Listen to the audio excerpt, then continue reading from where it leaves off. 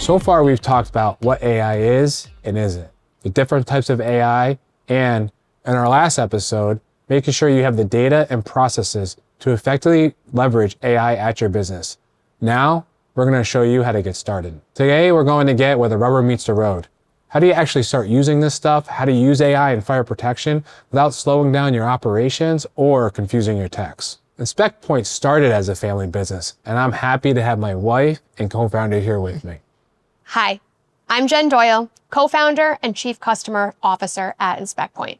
In my 12 years here, I've spent a lot of time getting to know fire protection businesses and their day-to-day operations.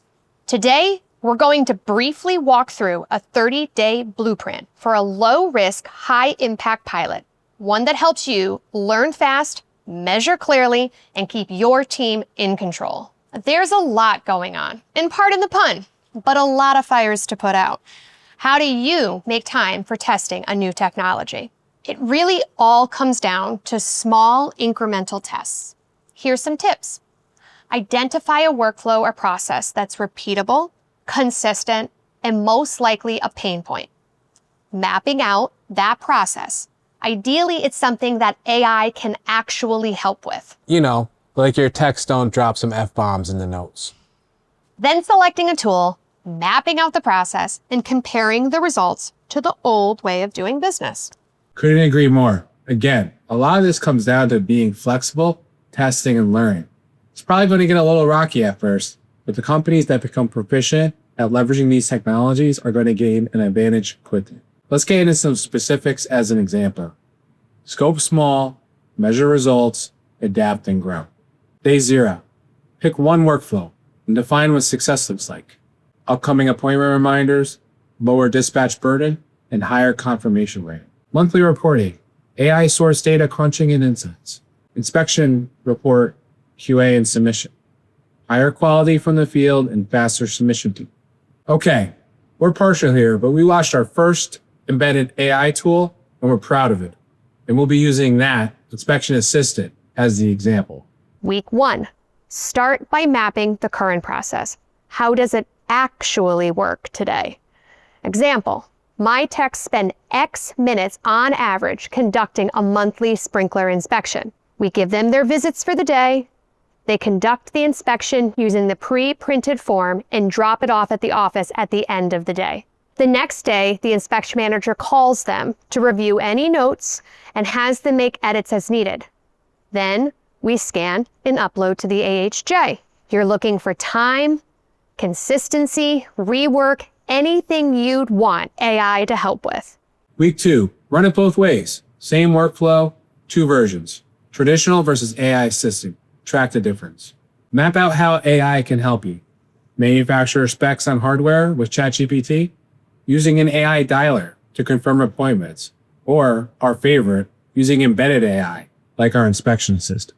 Most importantly, be flexible. Test, learn, adjust. That's the muscle we're building here. 3, run side by side. AI suggests, humans approve.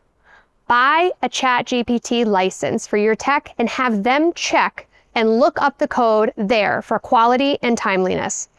Quick note, when using tools like ChatGPT, especially for manufacturer specs or code, always double check sources. These tools are helpful, but not always perfect. That's why humans' oversight matters. Test Inspection Assistant powered inspections against traditional InspectPoint inspections.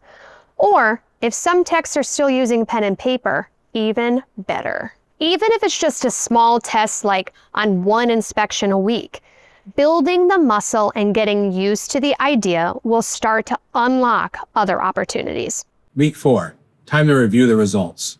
Compare results. How much time did the tool save you? Were there processes or human toll gates that needed to be ironed out? Are there other tools that may be suited for your specific pain point that you're trying to solve? And pro tip, use AI to help you answer all of these. See where we're winning, where it could improve, and adapt. The key with all of these tests is to remain patient and keep testing and learning. And that's your quick 30-day blueprint to getting started with one AI-powered workflow. Real simple. Pick one workflow or pain point. Map the process. Run it both ways. Measure, adapt, repeat. Let us know what tests you're running, where you're seeing success, and where you're hitting roadblocks. We love hearing these stories, and we want to learn together. We're also happy to help with any questions or ideas you might be working through. We'd love to hear what you're testing, what's working, and what's not. Next week, we'll turn these early wins into a business case. How to get an ROI, manage change, and beat the competition. See you in episode 6, The Business Case. ROI, compliance, and customer experience.